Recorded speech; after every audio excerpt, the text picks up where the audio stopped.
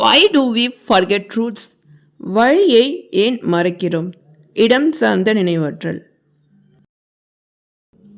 வணக்கம், நான் சௌமியா. ஒரு சிலர் பயணத்தின் போது எப்போவாவது தான் அந்த வழியில் போயிருப்பாங்க. ஆனால் அவர்களுக்கு அந்த பாதை, அந்த சாலை நினைவில் இருக்கும். அது எந்த வழியாக போகும், எந்த பக்கம் திரும்பணும், இந்த மாதிரியான விஷயங்கள் எல்லாமே அவர்கள் நினைவில் வைத்திருப்பாங்க. ஆனால் ஒரு சிலருக்கு தினசரி அதே வழியில் பயணித்தாலும் அல்லது மாத கணக்கில் அவங்க அதே வழியை பயணித்தாலும் கூட அவர்கள் வழியை மறந்து அதற்காக ஜிபிஎஸை பயன்படுத்துகிறாங்க.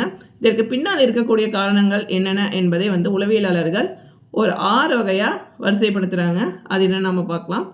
முதல்ல என்ன அப்படின்னு பார்த்தோம்னா, இடஞ்சார்ந்த நினைவாற்றல் குறைவாக இருக்கிறது. அதற்காக அவர்கள் போக்குவரத்தின் போது, அதாவது அந்த பயணத்தின் போது சரிவர அந்த பாதையில் இருக்கக்கூடிய லொக்கேஷன், அதாவது இந்த லேண்ட்மார்க்ஸ்லாம் இருக்கும்ல, அது எதையுமே அவர்கள் பார்ப்பது கிடையாது.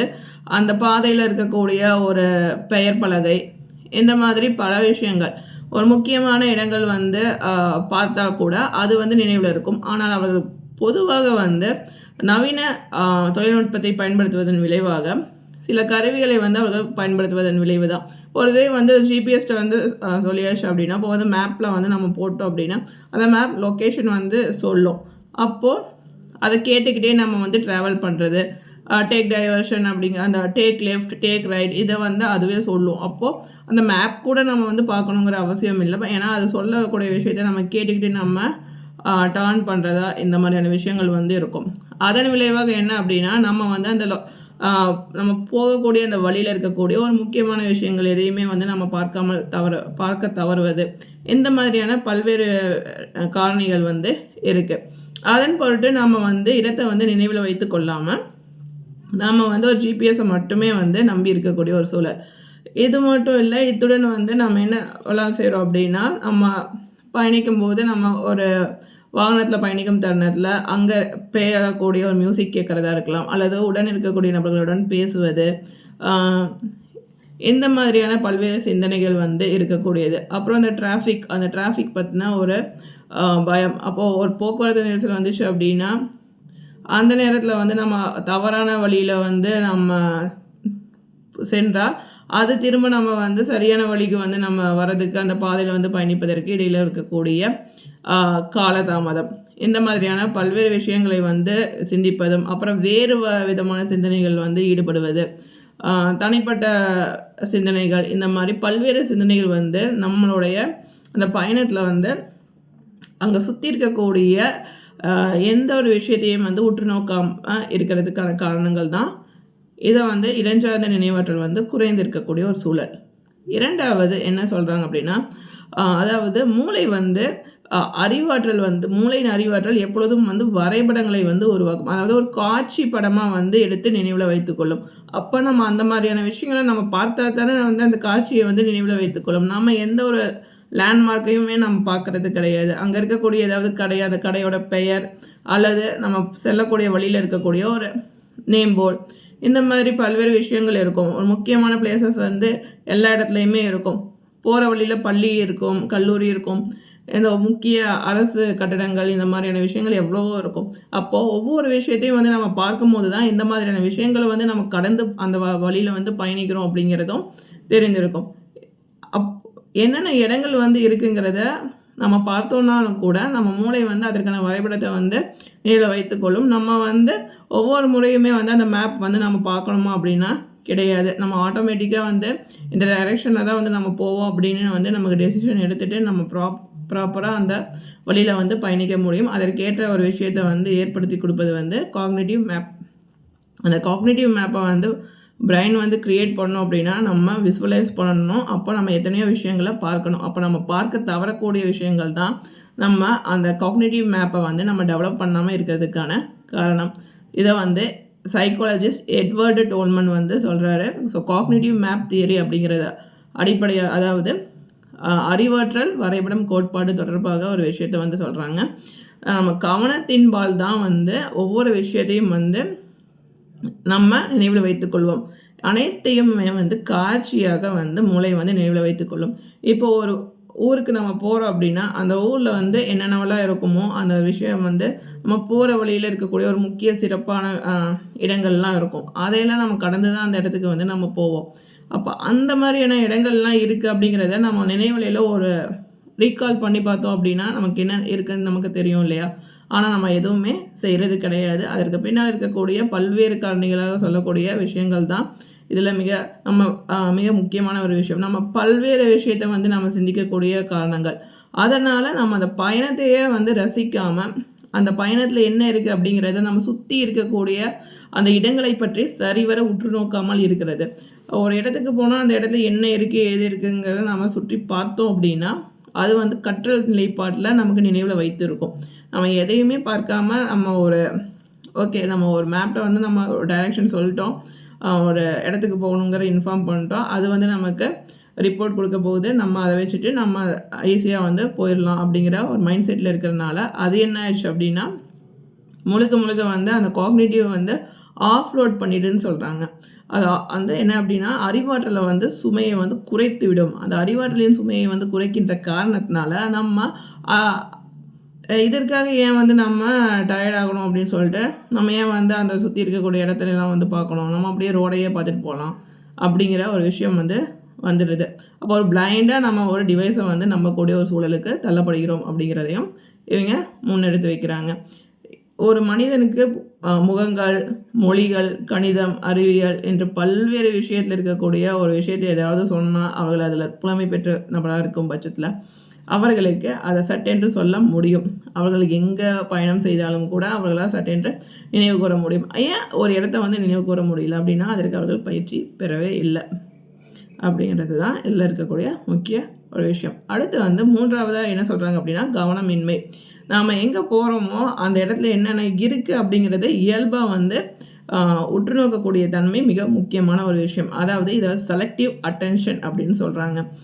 அதாவது கவனத்தின்பால் நம்ம சுற்றி இருக்கக்கூடிய இடங்களில் என்னென்ன இருக்குது அப்படிங்கிறத உற்று நோக்கணும் அப்படிங்கிறது ரொம்ப முக்கியமான ஒரு விஷயம். ஒரு புதுசாக வந்து அதே விஷயத்தை வந்து பழக்கப்படுத்தக்கூடிய ஒரு நபர்கள் பெரும்பாலும் என்ன செய்வாங்க அப்படின்னா அதாவது இடஞ்சார்ந்த நினைவாற்றலில் வந்து அதிக அளவு நினைவாற்றல் கொண்ட நபர்கள் பெரும்பாலும் வந்து என்ன செய்கிறாங்க அப்படின்னா அவர்கள் ஒரு இடத்துக்கு போகிறாங்கன்னா அந்த இடத்துல என்ன இருக்குது அப்படின்னு சொல்லிட்டு ஏதாவது ஒரு லேண்ட்மார்க் பார்த்து வச்சுருவாங்க. அப்புறம் அங்கே வந்து அந்த வாகனத்துலேருந்து இறங்கி அங்கே சுற்றி இருக்கக்கூடிய பகுதிக்கு வந்து கொஞ்சம் தூரம் நடக்கிறது, அங்கேருந்து நடந்ததுக்கப்புறம் அங்கே இருக்கக்கூடிய மக்களிடம் பேசுவது, இன்னும் சில விஷயங்கள் வந்து கேட்பது, இதையெல்லாம் தெரிஞ்சுக்கிட்டு அப்புறம் வந்து கொஞ்சம் தூரத்துக்கு வந்து அவர் பயணிக்கிறது. அப்போ இந்த மாதிரியான ஒரு விஷயம் அப்போது ஒரு இடத்துல வந்து போய் அங்கே இருக்கக்கூடிய நபர்கள்ட்ட பேசுகிற விஷயமா இருக்கலாம். அடுத்தடுத்து இந்த மாதிரியான விஷயங்களை வந்து அவர்கள் மேற்கொள்வாங்க. அப்போது அவர்களுக்கு வந்து இயல்பாக இந்த இடத்துல என்னென்ன விஷயங்கள் இருக்கும் அப்படிங்கிறது அவர்களுக்கு மனதளவில் அது பதிந்துவிடும். அதாவது இதை வந்து என்ன சொல்கிறாங்க அப்படின்னா மனத்திறன் அதிகரித்தல் அப்படிங்கிறதும் சொல்லப்படுது. அதாவது மென்டல் ஸ்கில்ஸ் வந்து இன்க்ரீஸ் பண்ணுறப்போ இந்த லேர்னிங் தியரி வந்து அதாவது லேர்னிங் எபிலிட்டிஸ் வந்து அதிகமாகும் சொல்கிறாங்க. அதுதான் இந்த ஸ்பேசியல் மெமரிக்கு வந்து ஒரு மிக முக்கியமான ஒரு விஷயம். அதற்கு கவனம் அத்தியாவசியமான ஒன்று. ஒரு இடத்துல போகும்போது என்னென்ன விஷயங்கள் இருக்குது அப்படிங்கிறத நம்ம பார்க்கணும். இப்போ பெட்ரோல் பங்க் வந்து இருக்குது அப்படின்னா அந்த பெட்ரோல் பங்க்கையும் வந்து ரோட்டில் வந்து மென்ஷன் பண்ணியிருப்பாங்க. இத்தனை கிலோமீட்டர் டிஸ்டன்ஸில் வந்து பெட்ரோல் பங்க் இருக்குது அப்படிங்கிறதையும் நாம் அந்த பெட்ரோல் பங்க்கையுமே வந்து அந்த டிவைஸில் நியர்பை பெட்ரோல் பங்க்கை வந்து இருக்கா அப்படின்னு சொல்லிட்டு அதையும் நம்ம அதுக்கிட்ட கேட்டோம் அப்படின்னா ஃபுல் அண்ட் ஃபுல் வந்து நம்ம டிபெண்டன்ஸ் ஆகிறது தான். அதை கூட நம்ம வந்து நோட் பண்ணாமல் இருக்கிறது ஒரு இஷ்யூஸ் தானே. அப்போ ப்ராப்ளம் வந்து நம்மக்கிட்டேயும் இருக்குது. ஏன்னா முழுக்க நம்ம ஒரு கருவியை வந்து சார்ந்திருக்கக்கூடிய ஒரு விஷயம்தான். ஒரு சாதாரண ஒரு பெட்ரோல் பங்க்கை நமக்கு இப்போது பெட்ரோல் வந்து ஃபியூவலோட லெவல் வந்து லோ ஆகிடுச்சு அப்படின்னா நம்ம வந்து இப்போ பெட்ரோல் போடணும் அப்படின்னா நியர்பையில் ஒரு பங்க்கை வந்து தேடணும். அந்த பங்க்கு கூட நம்ம அதில் தான் நம்ம கேட்டு தெரிஞ்சுக்குவோம் அப்படிங்கிறது ஒரு ப்ராப்ளமேட்டிக் ஒன். அப்போ ஏன் வந்து நம்ம அதெல்லாம் வந்து உற்று நோக்காமல் இருக்கோம் அப்படிங்கிற ஒரு விஷயத்தையும் வந்து நம்ம யோசிக்கக்கூடிய ஒரு விஷயம். அதே நேரத்தில் உணவகம் வந்து இத்தனை கிலோமீட்டரில் உணவகம் இருக்கும் அப்படிங்கிறதையுமே வந்து சாலையில் ஓரத்தில் வந்து அவர்கள் அதாவது ஒரு கைகாட்டி மூலமாக வந்து வைத்திருப்பாங்க. அது எல்லாமே வந்து நம்மளால் பார்க்க முடியும். ஸோ விசிபிலிட்டிஸ் நம்ம அதெல்லாமே ஒரு விதமான லேண்ட்மார்க்ஸ் தான் நம்ம அந்த சாலையில் வந்து பயணிப்பதற்கு. இது எல்லாமே வந்து கவனத்தின்பால் இருக்கக்கூடியதாக சொல்லப்படுது. அடுத்து வந்து 4வது என்ன சொல்கிறாங்க அப்படின்னா, ஜிபிஎஸ் பயன்படுத்துகிற காரணத்தினால நம்ம மூளை வந்து ஒரு விஷயத்தை வந்து ஒரு சுமையை வந்து நம்ம குறைத்து விடலாம் அப்படின்னு நினைக்கிறது. அப்போது ஏன் வந்து இதற்காக வந்து ஒரு அறிவாற்றலை வந்து பயன்படுத்தணும்? அதாவது ஸ்பேசியல் மெமரியை வந்து ஏன் வந்து பயன்படுத்திக்கிட்டு அப்போ இடைஞ்சார்ந்த நினைவாற்றலை நம்ம பயன்படுத்தாமல் இருக்கலாம் அப்படிங்கிறதுக்கு ஒரு காலப்போக்கில் என்ன ஆகும்னா மூளை வந்து இது வந்து ஒரு ஆட்டோமேட்டிக்காக நம்ம எங்கேயாவது போகணும் அப்படின்னா மேப்பில் வந்து அந்த ஊர் பேர் கொடுக்கணும். ஸோ டைரெக்ஷன் பார்க்கணும். நம்ம லொக்கேஷன்லேருந்து அந்த டைரெக்ஷன் வந்து டெஸ்டினேஷன் ரீச் பண்ணுறதுக்கு எவ்வளோ கிலோமீட்டர்ஸ் இந்த மாதிரியான விஷயங்களை வந்து நம்ம அடிக்கடி வந்து பயன்படுத்துகிறதுனால இது ஒரு ஈஸியாக வந்து அதை எடுத்துக்கும். அப்போ நம்ம ஏன் கஷ்டப்படணும், நம்ம ஏன் வந்து போகிற வழியில் எவ்வளோ விஷயங்கள் இருக்குது இதெல்லாம் வந்து நம்ம பார்க்கணும் அப்படிங்கிற ஒரு விஷயத்த ஸ்கிப் பண்ண ஆரம்பிச்சிடும். அதனால் அது தொடர்பாக இருக்கக்கூடிய நினைவலைகள் வந்து எதுவுமே ஒர்க் ஆகாமல் இருக்கும்.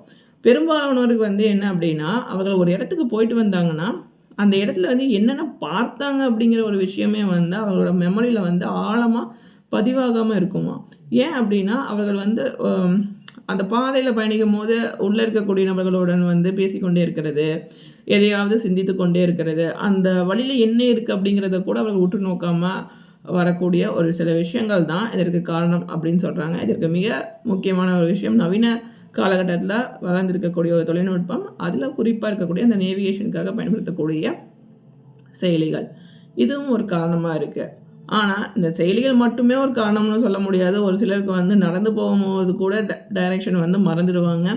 எந்த வழியில் வந்து சென்றார்கள் அப்படிங்கிறத மறந்துட்டு மறுபடியும் வந்து அங்கே இருக்கக்கூடிய நபர்களை கேட்டு திரும்ப வரக்கூடிய நபர்கள்லாம் இருக்காங்க. இந்த மாதிரியான நபர்களும் இருக்கத்தான் செய்கிறாங்க. அப்போ அவர்கள் வந்து எந்நேரம் வந்து செயலியை வந்து பயன்படுத்தி கொண்டு இருக்காங்களா அப்படின்னா கிடையாது. அப்போ அந்த தருணங்கள்லாம் வந்து இப்போது வந்து அதிகபட்சமாக வந்து அலைபேசி பயன்படுத்துகிறாங்க. அப்போலாம் வந்து என்ன பயன்படுத்தியிருப்பாங்க? அப்போவுமே மறந்திருக்கக்கூடிய நபர்கள் நிறைய பேர் இருந்திருப்பாங்கல்ல. இது மட்டுமே வந்து காரணம்னு சொல்ல முடியாது. ஏன் அப்படின்னா நம்ம ஒரு ஸ்பேஷியல் மெமரி இருக்குது, அதை வந்து நம்ம பயன்படுத்தவே இல்லை அப்படின்னா அது என்ன மாதிரியான நிலையை வந்து ஏற்படுத்தும் அப்படிங்கிறத நம்ம யோசிக்கக்கூடிய சூழல் இருக்குது. அடுத்து வந்து 5வதாக என்ன சொல்கிறாங்க அப்படின்னா ஆங்ஸைட்டி.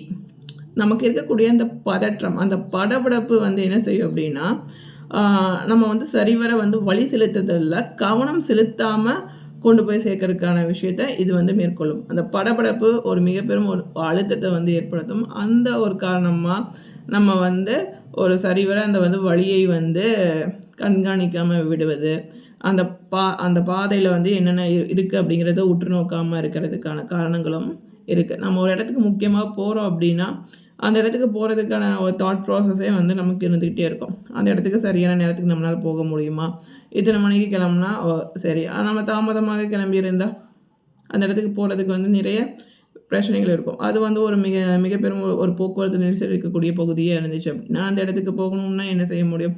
இந்த மாதிரியான விஷயங்கள் வந்து ஓடிக்கிட்டே இருக்கும். அப்போ ஓடுற போது அந்த நபருக்கு வந்து சரிவர வந்து அந்த பாதையில் இருக்கக்கூடிய விஷயங்கள் எதையுமே மனதில் வந்து பதியாமல் போவதற்கான காரணங்கள் அதிகமாக இருக்குது.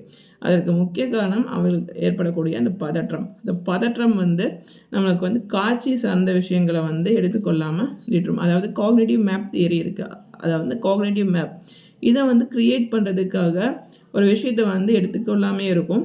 ஏன்னா ஒரு படபடப்பு, அந்த படபடப்பே வந்து அந்த விஷயத்தை வந்து நினைவகத்தில் இருந்து கொண்டு போய் சேர்க்க முடியாத ஒரு சூழல் வந்து ஏற்படும். இதற்கு பின்னால் இருக்கக்கூடியது எல்லாமே வந்து நம்ம சொல் அறிவு நம்ம அப்படின்னு பார்த்துருப்போம். நம்ம ஏற்கனவே வந்து பல முறை சொல்லறிவை பற்றி நம்ம பார்த்துருக்கோம். அதாவது சொற்பொருள் அறிவு அப்படிங்கிறத நம்ம பார்த்துருப்போம். அந்த சொற்பொருள் அறிவில் தான் நம்ம பார்க்கக்கூடிய கேட்கக்கூடிய எல்லா சொற்களும் வந்து அடங்கியிருக்கும்.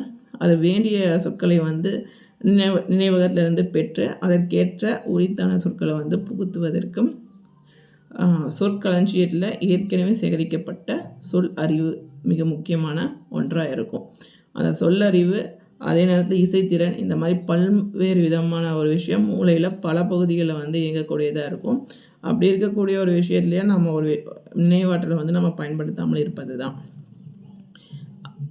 அடுத்து ஆனால் ஒரு சிலர் வந்து என்னதான் வந்து பதற்றம் இருந்தாலுமே வந்து அவர்கள் வந்து சரிவர அந்த பாதையில் பயணிப்பாங்க. அதற்கு அவர்கள் பழக்கப்படுத்தியுள்ளனர் அவர்களுடைய மூளையை. அதற்கு பின்னால் இருப்பது என்ன அப்படின்னா எந்த மாதிரியான பதற்றமான ஒரு சூழல்லையும் அவர்களால் சரிவர இயங்கக்கூடிய ஒரு தன்மையை அவர்கள் வந்து ஏற்படுத்தி இருப்பது. இதன் விளைவாக என்ன அப்படின்னா, நம்ம ஒரு வழியாக சரியாக வந்து அந்த இடத்துல வந்து போய் சேர முடியுமா, இல்லை ஏதாவது இடையூறு ஏற்படுமா, இந்த மாதிரி தேவையற்ற சிந்தனைகளுமே ஒரு பதற்றத்தை வந்து அதிகப்படுத்துவதனால சரிவர நினைவில் வைத்துக்கொள்ளாத சூழல் வந்து ஏற்படும். அடுத்து 6வதாக என்ன சொல்கிறாங்க அப்படின்னா, அனுபவமின்மை. சரிவர அனுபவத்தை வந்து ஏற்படுத்தி கொள்ளாதிருப்பது. ஒரு இடத்துக்கு புதிதாக நம்ம போகும்போது அந்த இடத்துல என்னென்ன இருக்குது அப்படின்னு நாம் அதை எல்லாமே நம்ம நினைவில் வைத்துக்கொள்ளணும். அப்படின்னா போகிற வழியில் எங்கேயாவது ஒரு இடத்துல நம்ம நிறுத்தணும் அப்படின்னா அங்கே இருக்கக்கூடிய ஏதாவது ஒரு முக்கியமான ஒரு இடம் வந்து நினைவில் இருக்கும். அங்கே நம்ம இருக்கக்கூடிய இடத்துல வந்து கொஞ்சம் தூரம் நடக்கலாம். அந்த மாதிரி நடக்கும்போது அங்கே இருக்கக்கூடிய ஏதாவது ஒரு சில விஷயங்களை வந்து நம்ம கட்டாயம் உற்று நோக்குவோம். அப்படி உற்று நோக்கும் போது அது நன்கு நினைவில் வந்து பதிந்துவிடும். ஏன்னா அப்போ காட்சிகள் வந்து நன்கு பதியும். இப்போ பதியும் போது இந்த மாதிரி ஒரு இடத்துக்கு போனோம், நம்ம சாலையில் பயணிக்கும் போது இந்தந்த இடங்களுக்கு வந்து நம்ம சென்றோம், அப்போ இந்தந்த இடங்கள்லாம் வந்து அந்த பாதையில் வந்து இருக்குது அப்படிங்கிறது இயல்பாக இருக்கும். நம்ம அடுத்து வந்து அதே பாதையில் வந்து பயணிக்கும் போது அந்த இடத்த வந்து நம்ம கடந்து போகும்போது கட்டாயம் அந்த இடத்த நாம் திரும்பி பார்ப்போம். இது இயல்பான ஒரு விஷயம். இந்த மாதிரியான விஷயங்கள் தான் வந்து கற்றல் திறனை வந்து அதிகப்படுத்தும் அப்படின்னு சொல்கிறாங்க. இந்த எக்ஸ்பீரியன்ஸ் பொறுத்த வரைக்குமே வந்து இது பின்னர் வந்து இருக்கக்கூடிய ஒரு விஷயம் என்ன அப்படின்னு பார்த்தோம்னா, லேர்னிங் தியரி. அதாவது கற்றல் கோட்பாடு என்பது மிக முக்கியமான ஒரு விஷயம். எல்லா விஷயமே வந்து நம்ம கற்றல் கோட்பாடு அடிப்படையில் தான் வந்து நம்ம ஒவ்வொரு விஷயத்தையும் வந்து நம்ம கற்றுக்கொள்கிறோம். அதை நம்ம பார்க்கக்கூடிய எல்லாமே வந்து காட்சிகள் தான் வந்து எடுத்துக்கொண்டு அதுக்கப்புறம் தான் அது என்ன ஏது என்பது சரிவர சிந்திக்கும். அதற்கப்புறம் தான் செயல்படும். இந்த மாதிரி தான் மூளையோட செயல்பாடு இருக்குது. நம்ம பார்க்கக்கூடிய ஒரு எழுத்தையே வந்து அதில் இருக்கக்கூடிய வடிவமைப்பை எல்லாமே வந்து ஆராய்ந்து தான் இது என்ன மொழி அப்படிங்கிறதையும் நமக்கு வந்து எடுத்து சொல்லும். இது எல்லாமே மிக குறைந்த வினாடிகளில் வந்து நடக்கக்கூடிய ஒரு வினாடிக்கும் குறைவான நேரத்தில் நடக்கக்கூடிய ஒரு செயல் தான். இதற்கு பின்னால் இருக்கக்கூடிய அந்த கற்றல் கோட்பாடு இந்த மாதிரி ஒரு இடத்துக்கு செல்லும் போது அந்த இடத்துல என்னென்ன இருக்குது அப்படிங்கிறத நம்ம கட்டாயம் உற்று நோக்கணும் என்பதை குறிப்பிடுகின்றது. அடுத்து இருக்கக்கூடிய ஒரு விஷயம் 7வதாக என்ன சொல்கிறாங்க அப்படின்னா, இந்த மாதிரி 6 விதமான தன்மைகள் இருந்தாலுமே ஒரு இடஞ்சார்ந்த நினைவாற்றல் என்பது அந்த நினைவாற்றல் சற்று குறைவாக இருக்கக்கூடிய நபர்களுக்கு வந்து நுண்ணறிவு இல்லாமல் இருக்காங்க. அதே நேரத்தில் அவர்கள் வந்து ஆப்சன்ட் மைண்டில் இருக்காங்க அப்படின்னு நம்ம சொல்ல முடியாது. அவர்கள் அந்த நேரத்தில் வேறு ஏதாவது சிந்தனையில் ஈடுபட்டிருக்கலாம். அதன் பொருட்டு அவர்களால் வந்து அதை நினைவில் வைத்து கொள்ள முடியவில்லை அப்படிங்கிற ஒரு கருத்தை தான் உளவியலாளர்கள் முன்வைக்கின்றனர். அது காலப்போக்கில் அவர்கள் வந்து அனுபவம் ரீதியாக, அதாவது கற்றல் கோட்பாட்டின் அடிப்படையில் அவர்கள் அந்த இடம் சார்ந்த நினைவாற்றலை அவர்கள் பயன்படுத்தும் தருணத்தில், ஒரு இடத்திற்கு போகும்போது அங்கே இருக்கக்கூடிய இடத்தை வந்து சுற்றி பார்க்கும் தருணத்தில் அந்த இடத்துல அவர்களுக்கான ஒரு நினைவை ஏற்படுத்தி கொண்டால் அந்த இடம் சார்ந்த நினைவாற்றல் அதிகரிக்கும் என்றும் சொல்கின்றனர். அதற்கு அவர்கள் பழக்கப்படுத்தணும் அப்படிங்கிறதும் சொல்கிறாங்க. இவ்வளோதான். இன்றைக்கி நாம் இடம் சார்ந்த நினைவாற்றல் வந்து ஏன் குறைவாக இருக்குது, பெரும்பாலானோர் இருக்குது, அதனால் அவர்கள் ஏன் வந்து குறிப்பாக தினசரி பயணிக்கக்கூடிய அல்லது மாத கணக்கில் பயணித்தாலும் கூட அந்த இடத்தை வந்து அவர்கள் சரிவர நினைவில் வைத்து கொள்ள முடியவில்லை, அதற்கான காரணங்களை வந்து நம்ம பார்த்துருக்கோம். என்னென்ன காரணங்கள் அப்படிங்கிறத நம்ம இன்னொருக்கா நம்ம பார்த்துக்கலாம். முதல்ல வந்து என்ன அப்படின்னா, அவர்கள் வந்து இடம் சார்ந்த நினைவாற்றல் வந்து அது தொடர்பான விஷயங்களை அவர்கள் மேற்கொள்ளாமல் இருக்கிறது. அந்த நேரத்தில் என்னென்ன சிந்தனைகள் வந்து மேற்கொண்டு அதன் பொருட்டு அதை நினைவில் வைத்து கொள்ளாமல் இருப்பது. இரண்டாவதாக பார்த்தோம் அப்படின்னா காக்னிட்டிவ் மேப், அதாவது அறிவாற்றல் வந்து ஒரு வரைபடத்தை வந்து உருவாக்கும் அந்த ஒரு விஷயம் வந்து ஏற்படாமல் இருப்பது. 3 கவனமின்மை.